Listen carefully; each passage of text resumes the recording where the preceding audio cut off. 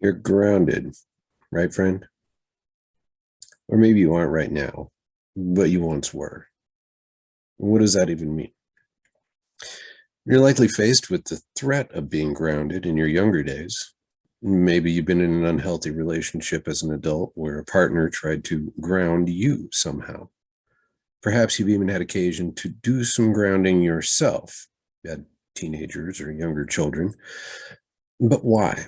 What's the value in grounding? Well, in this context, grounding is pure exertion of dominance over someone based on a desired set of behaviors or to punish someone for behaviors that were judged to have violated some set of standards, rules, or values, some sort of an agreement. At its core, it's towards the destructive end of the spectrum upon which we view power and force. More on that another time. But it's where one's power to influence, negotiate, or find common ground has failed. And the only thing that remains is the force of will, physical, or emotional, or financial influence upon another person, that level of control. And whether we're on the giving or receiving end of that use of force, let's be honest, it's not generally a pleasant place to be. In electrical circuits, the ground is just a name for a certain point in a completed circuit. And sometimes it's as simple as the negative to the positive on a regular little battery circuit. In more complex, like alternating current systems, such as our homes, we see that third wire or that third prong on the plug that doesn't fit the extension cord. Don't break that off, friend. Those are important to the overall safety of our systems.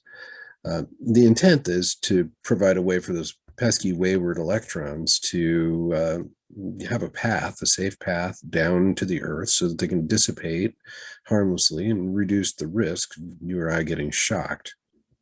It's a little bit similar to our disciplinarian's view of grounding above, where the perceived dissipation of negative energy is likely the goal, whether it's yours, mine, or that of our children.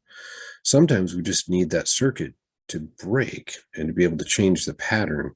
Those pesky electrons may have gotten us too far in the negative. But what can we do to prevent that?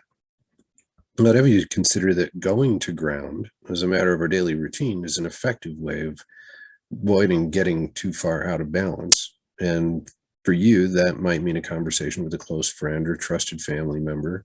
Maybe it's a spiritual practice of meditation or studying a set of readings or a workout. And there's nothing like getting dirty, right? Getting out into nature and actually grounding direct to the world. Now, that experience of the exchange of energy with the more primitive world, I mean, just like standing next to a waterfall, or feeling the current of the stream or the breeze after a hike to the summit. It can help dissipate those imbalances. But what happens when someone attempts to ground us and we're positive that it's not in our best interests? Sometimes you just have to disconnect, and that can be temporary or it can be permanent. Sadly, we run out of options when someone's manipulating or controlling, trying to force us to do something, and perhaps even withholding something that we might need in an effort to feel more powerful. I'd have you consider that real and authentic power does not involve the use of force, and it doesn't require force.